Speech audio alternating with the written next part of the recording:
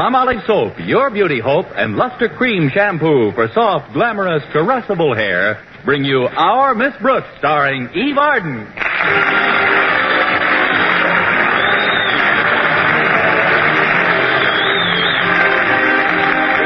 Our Miss Brooks, who teaches English at Madison High School, has always hoped that someday she would head her department. But with Mrs. Emma Finch holding down the job for the past 5 years, it didn't look like Connie Brooks would ever get a crack at it until last week. It was right before the final exams that Mr. Conklin, our principal, told me Mrs. Finch was not only retiring from the position, but actually leaving the school. When I asked him why, he blushed and replied, because it's best for all concerned. Oddly enough, it was our bashful biology teacher, Mr. Boynton, who finally told me the reason. We were alone in his laboratory at the time, and he said, Miss Brooks, Mrs. Finch is going to have a B.A.B.Y. I guess he put it that way so as not to embarrass some young rabbits who were listening. Anyway, Friday morning at breakfast, I was talking to my landlady, Mrs. Davis, about it. Well, what do you think, Mrs. Davis? Do you suppose I'll get the job? I can't see any reasons why you shouldn't, Connie. Honestly? But can you see any reasons why I should, Mrs. Davis? No, I can't see any of those either. It's up to Mr. Conklin to recommend the new department head to the Board of Education, isn't it? Yes, it is. Well, how do you stand with him? How do you mean, Mrs. Davis? Have you been, courteous, cooperative, obedient, and, respectful? No. And maybe I better forget the whole thing. Of course, it's not entirely up to Mr. Conklin's opinion of me personally. My work's got something to do with it, hasn't it? Frankly, Connie, your work should have everything to do with it. That's what I say. Maybe I better forget the whole thing. Are there any other English teachers at Madison who've been there as long as you have? Let's see. Yes, Miss Enright's been there about the same length of time, and she's been quite friendly with the Conklins, too. Of course, I have Mr. Conklin's daughter, Harriet, in my class, and we're great friends. Then that wouldn't influence Mr. Conklin any. Although Harriet's a pretty good pupil, thank goodness, and her marks have all been exceptionally high. That might count for something with the old. I wonder if he'll make his decision right away. He might leave the position open for a while. I wish I knew. But then there's no sense in brooding about it. I'm either to be head of the department or I'm not to be. Oh, thanks for reminding me, Connie. I must get 2 tickets for Hamlet today. I promised my sister Angela I'd take her to see it. Of course, even if I forgot about it, she'd probably never even mention it. She's so absent-minded, poor thing. The older she gets, the more forgetful she is. How old is she now, Mrs. Davis? Who? Your sister. Which one? Angela, the absent-minded one. Oh, she's in the low 70s. That's pretty good golf for an old lady. Oh, Angela's not half as bad as my brother Victor. He's so forgetful sometimes. Why, do you know, Connie, he can be talking to you about something and right in the middle of a sentence get off on another topic altogether. Really? Yes, it's quite disconcerting, but I guess it's just something that scrambled, boiled, or fried, Connie. Well, I suppose you just have to... What? Your eggs, dear. How would you like them? I'd like them introduced into the conversation a little earlier. But now that you bring it up, Mrs. Davis, I'll take them any way you want yours. Good. Then we'll both have oatmeal. That's the only way to eat eggs. Whatever you do, don't miss snake pit. Where's the coffee, Mrs. Davis? It's right here, Connie. I'll pour you some. Thanks. You know, it isn't just the extra salary that makes me so anxious to head the English department. It's the additional income. How much of a raise will you get, Connie? Oh, I'm not certain of the exact amount, Mrs. Davis, but it's well over $9 a month. Just think, I won't have to put newspapers in my shoes when the soles wear out. Now I can use magazine paper. You mentioned a Miss Enright before, Connie. Is that the rather snooty teacher you told me about? That's her, Mrs. Davis. And if she gets that job as head of the English department, she'll be impossible. For she walks around the school now as if she's inspecting the stockyards. The way she talks to people. Why, darling, you look positively sheathed. I mean, just too terribly soigné. It's sickening. Oh, then, don't eat any more oatmeal, dear. Just finish your coffee. You've been derailed again, Mrs. Davis. Let me help you back on the track. I'm talking about Miss Enright, a rival English teacher. She's got me worried. Oh, don't worry about her, Connie. I'm sure her baby will be a fine, healthy specimen. She isn't the one who's going to have the baby, Mrs. Davis. Well, that's a shame. I think the mother should always take care of her own baby, no matter what it is. It's Mrs. Finch who's having the baby. Who? Mrs. Finch. Oh, well, that's a very nice name for a baby. Now, if you'll excuse me, Connie, I'd better clean up the dishes. All right, Mrs. Davis, you clean up the dishes, and I'll clean up the conversation by myself. I'd help you in the kitchen, but I've got to get ready to go to school. Walter Denton's picking me up any minute. Oh, Walter's such a nice boy. It's a pity he's not a more brilliant student. But I think I know what his trouble is, Connie. Lack of concentration. Concentration? Yes. If he would just concentrate on one subject at a time. You see, he's the kind of a boy who... Well, he's the type that... Connie? Yes? What were we talking about?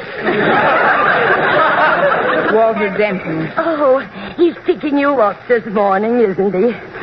What happened to your car, Connie? You just got it out of the repair shop. I know, Mrs. Davis, but I took it out the night of the big freeze. And? It froze. I did try to warm it up a little. I poured some boiling water into the radiator, but then the engine made the strangest sound. What kind of a sound, Connie? Well, I may be wrong, Mrs. Davis, but I'd swear it said, "Why don't you get yourself a bicycle?"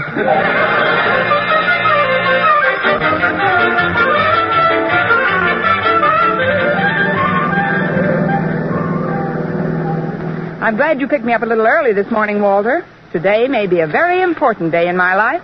Well, the importance of today or any day in your life, Miss Brooks, is only exceeded by your importance to your adoring pupils, of which, if I may be so bold, I consider myself one of the most worshipful and reverent. Amen. Thank you, Walter. There are things about you, Miss Brooks, character traits, I guess you'd call them, which are not to be found in any other teachers I've ever come into contact with. I just know that you are an eminently fair person. I also know that you're kind, gentle, and considerate of those who may not possess a superior mentality, which is obviously your birthright. What else do you know, Walter? That today you're giving us the final exams in English. I thought you were a little over-smitten with me this morning. Oh, I'm not trying to influence you to give me a better mark. Oh, no, I'd bend over backwards rather than curry favor. But I've actually studied for this test, Miss Brooks. Even Saturday, when Harriet dragged me to the movies, I took my books right up to the balcony with me. What were you studying, Romeo and Juliet? You're kidding me, Miss Brooks, but I'm serious. I really crammed in that movie. But how could you read in the dark? Oh, it isn't always dark. They have a 3-minute intermission between pictures. Well, that's plenty of time. Especially if you were studying in shorthand. Of course, not knowing exactly what the questions are going to be about makes it a little tougher. Naturally. It's sort of a strain on a student not to know approximately the nature of the questions he should expect. That's true. And just because a student has been fortunate enough to make a personal contact with a teacher whom he not only admires and respects as a person, but whose integrity and honesty as an instructor he holds in such high esteem, there's no reason for him to presume that just because he drives her to school faithfully and promptly, she would relinquish just one tiny iota of that integrity and slip him a little advance information about the test. Is it? You're so right, Walter. I knew you'd react that way, Miss Brooks, but I just wouldn't have felt completely honest with myself if I didn't try to chisel a tip or two. Anyway, now that you've dummied up about the tests, maybe we... Excuse me, Walter. Now that I've what? Dummied up. It's a synonym of clammed up. When I don't want anyone to know something about something I know about, I always clam up. And you're the chowderhead who can do it. But, Walter, when I mentioned much earlier in the trip that this was an important day, I wasn't referring to the final exam. You weren't? No, I was thinking of Mrs. Finch. Oh, the head of the English department. The ex-head of the English department, Walter. Mrs. Finch is leaving Madison. Why? Because she's... well, Mrs. Finch is going to become a mother. Of who?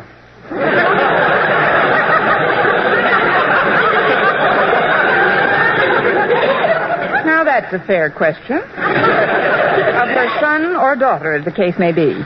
I didn't know Mrs. Finch had any son or daughter. Walter, you're not related to Mrs. Davis, are you? Oh, no. No, of course not. She's just absent-minded. Look, Walter, what concerns me at the moment is whether or not I have a chance to replace Mrs. Finch as head of the department. A chance? Why, you're a standout, Miss Brooks. You've been teaching at Madison long enough to be the principal. I mean, Mr. Conklin should certainly choose you over anybody else. How about Miss Enright? Oh, gee, I forgot about her. Now, she's even older than you are, isn't she? Oh, in point of service, that is. Oh, I'm glad you tagged that on, Walter. Nobody could be older than me in years. Not this morning, anyway. Now, don't you worry about it, Miss Brooks. So why don't you see Mr. Conklin when we get to school and have a little chat with him? You know, turn on the charm, sort of. You mean butter him up? Is butter him up? Yes, and don't sound so innocent, Walter. After the job you did on me this morning, you should get a prize from the Dairymen's Association.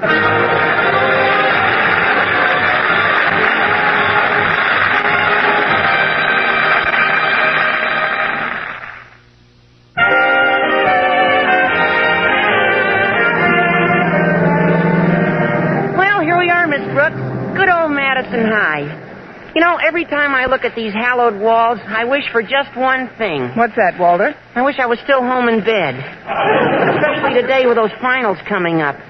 Gosh, Miss Brooks, isn't there some little suggestions you could make to me so I'd pass the exam, Certainly there is, Walter. Answer the questions correctly. Yeah. Well, you better get off here, Miss Brooks, and I'll go park the car. All right, Walter. Thanks for the lift. And good luck today. Oh, thank you, Miss Brooks. And good luck with Mr. Conklin.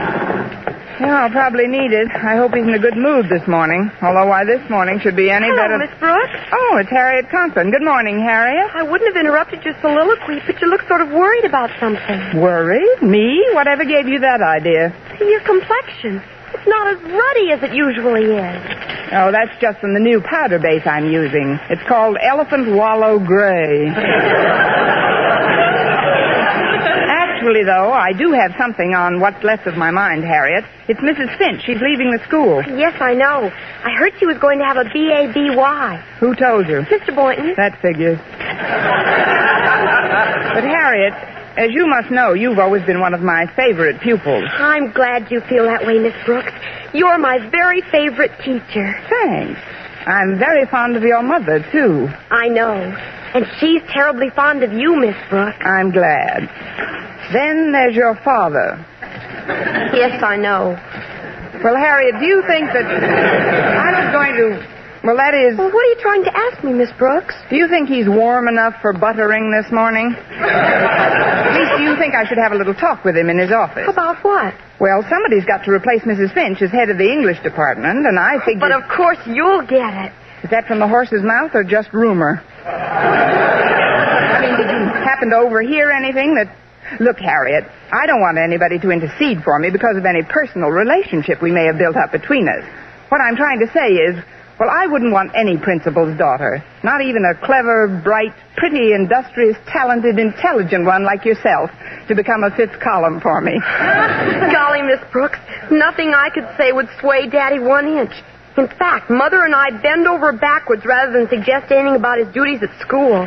But I'm so sure you're our next head of the English department that I've even written a little poem about it. Care to hear it? Well, if you don't think it'll put the whammy on me, jinx anything. Listen. To the head of the English department about to be, I present this little tribute to you from me. In class, you're good-tempered and don't fume or fret. But when it comes to our homework, you sure make us perspire. And in the forthcoming exams, whether I'm first or last, my feelings for you will be the same, especially if I've passed. So, Miss Brooks, all hail to the head of the English department about to be. Well, what do you think of it, Miss Brooks? It won't send Carl Sandburg screaming into the hills, Harriet, but it's a lovely sentiment. Now, before I go into your father's lair, office,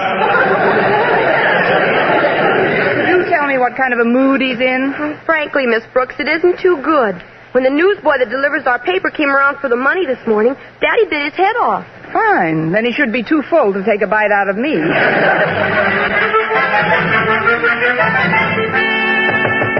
Come in. Good morning, Mr. Conklin. Oh, it's you, Miss Brooks. And how are you this bright, cheery, radiant day? I'm cold, damp, and depressed.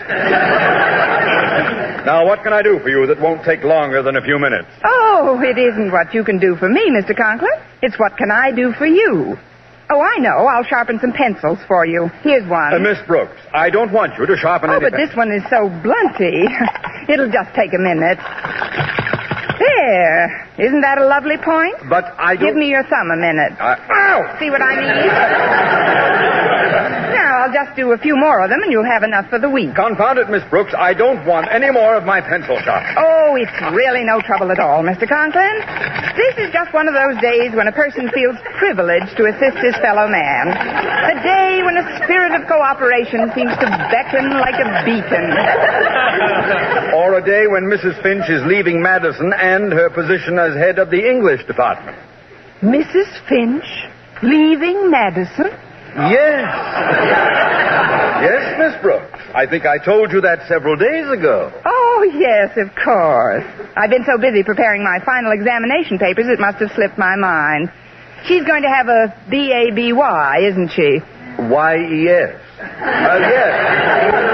She is going to have a baby. Well, I just know they'll be happy together. Now, let's see what else I can do to make this office a home away from home for you. I know. I'll just rinse out this pen wiper for you. That happens to be a blue pocket handkerchief I got for Christmas. Fallen out of my coat. Oh, then I'll tuck it back in for you. May I say you have a lovely eye for color combinations, Mr. Conklin? It goes so well with this pretty purple tie you've got on. But it seems a little loose around your neck. Let me tighten it a bit. There. Miss Brooks! There, that's better. Now you're both the same color. See here, Miss Brooks. I don't know what you expect to get. Oh, I must clean off that desk of yours, Mr. Conklin.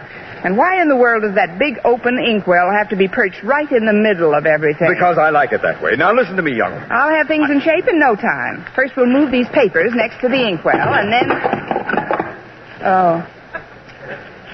Now, where is the inkwell perched, Miss Brooks? Oh, don't worry about that, Mr. Conklin. Ink is good for the rug. Or is that ashes? Well, anyway, I'll go get a mop and... Sit down, Miss Brooks. Sit down? Yes, yes. As you know, I spent considerable time in the Army as a major. Yes, I know, Mr. Conklin. And it always gave me a great feeling of security to know that somebody like you... Quiet! Yes, sir, sorry. At ease. Now then, Miss Brooks, from my Army experience, it's obvious to me that you are bucking for something. Bucking, Mr. Conklin? It's a colloquialism, Miss Brooks. It means that in order to gain some end of your own, you are acting like an eager beaver. Want some pencil sharpened? No! To tell you the truth, Mr. Conklin, I just wanted to butter you up. Now what? Come in. Good morning, Mr. Conklin. Well, it's Miss Enright. Oh, and Miss Brooks is here, too. How nice. Darling, you look positively chic. I mean, just too terribly soigné. Thanks, loads. But what are you doing in school so early, darling? You're usually tearing into your room like a mad thing minutes after the bell is rung. You must have telescopic vision to see me from the bus you're just catching at that time. But what can I do for you, Miss Enright? Oh, it isn't what you can do for me, Mr. Conklin. It's what can I do for you? Oh, I know. I'll sharpen some pencils for you, Mr. Conklin. Thanks, just the same, Miss Enright. Or maybe I could straighten out your desk. Oh, heavens, what happened to this inkwell? I already straightened out his desk. Well, don't worry about it, Mr. Conklin. I'm sure you can pick up another rug like that for $500 or $600. Oh, before I forget, I'd like you to have these woolen socks. I knitted them myself. But, Miss Enright, It was a labor of love, Mr. Conklin. I worked on these socks just every available moment I wasn't faithfully discharging my duties as an English teacher. They're merely a slight expression of my gratitude for having been granted the privilege of working for such a warm, kindly, and considerate boss as yourself. This kid melts it before she spreads it on.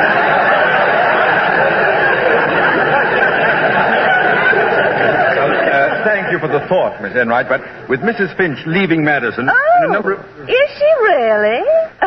Well, this is a big surprise. It must be. You look even more surprised than you did when we heard about it last Tuesday. That will do, Miss Brooks. Miss Enright, in view of the fact that you are eligible for the position that Mrs. Finch is relinquishing, I feel that I cannot accept this pair of socks. But, Mr. Conklin, whatever shall I do with them? You can give one to Mrs. Finch's baby. It'll make a nice sleeping bag for him. I think you should know, ladies, that my selection will be based largely upon the results your students achieve in their final exams this morning.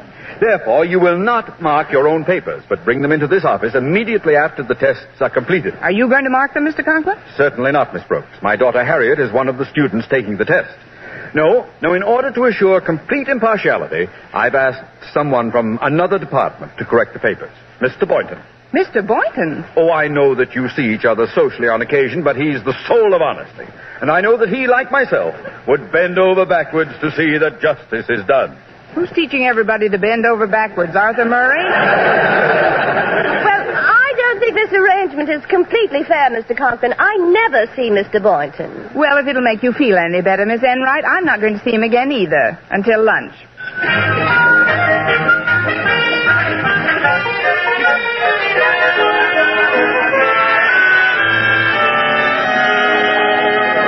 If you'll just tell me what you want, Miss Brooks, I'll take your tray. Oh, I'm too nervous to eat anything right now, Mr. Boynton. I'll wait until I find out the result of this morning's exam. The one you're marking, Mr. Boynton. Oh. Well, that's something I'd rather not talk about, Miss Brooks. You see, I promised Mr. Conklin... I know you've got to be strictly impartial, Mr. Boynton, but couldn't you give me just an inkling of how I'm making out? But I gave my word, Miss Brooks. Just a teensy suggestion of the merest trace of a breath of a hint. But I gave Mr. Conklin my Scout's honor. Oh. Well, then you might as well get yourself something to eat. Oh, very well, Miss Brooks. And I hope you swallow a merit badge. There you are, dear Mr. Boynton. Oh, hello, Miss Enright. May I share this table with you? The cafeteria is awfully crowded today. Oh, I don't see why not, Miss Enright. I do. Hello, darling. Oh, Mr. Boynton, before I forget, I'd like you to have these woolen socks. I knitted them especially for you. I don't think I should, Miss Enright. You see, I'm still judging your examination papers, but, well, thanks just the same. Now, if you'll tell me what you'd like to eat. Well, let me see. Oh, I see they have turkey today. Would you get me a drumstick, Mr. Boynton? Why don't you get 2 drumsticks and put the socks on them?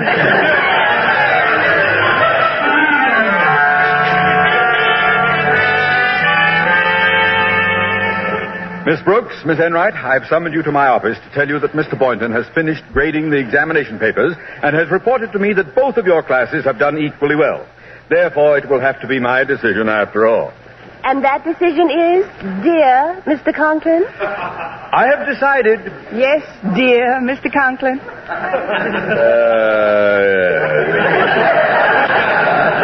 I have decided that for the coming fiscal year, I shall save the Board of Education exactly $9.85 per month. There will be no head of the English department in this school. Why, darling, what in the world are you doing? Just breaking some of the pencils I sharpened this morning.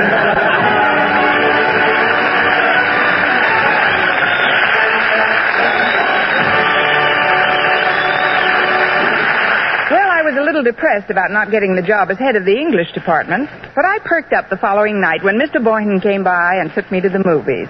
As we got to the theater, he stepped up to the box office. 2 tickets, please. Here, Mr. Boynton, let me buy my own ticket. Why, Miss Brooks, I wouldn't think of it. Well, that's very nice. You can pay me for yours when we get inside. Thank you, and good night, Diamond Jim Boynton.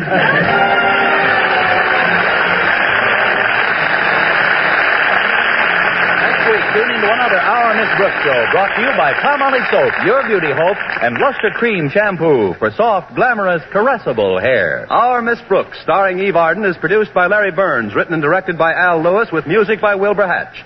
Mr. Boynton is played by Jeff Chandler, Mr. Conklin by Gail Gordon. Others in tonight's cast were Jane Morgan, Dick Crenna, Gloria McMillan, and Mary Jane Croft. For mystery liberally sprinkled with laughs, listen to Mr. and Mrs. North, the exciting, fun-packed adventures of an amateur detective and his beautiful wife. Tune in Tuesday evenings over most of these same stations.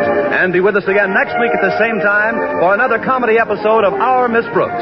Bob Lamont speaking. This is CBS, the Columbia Broadcasting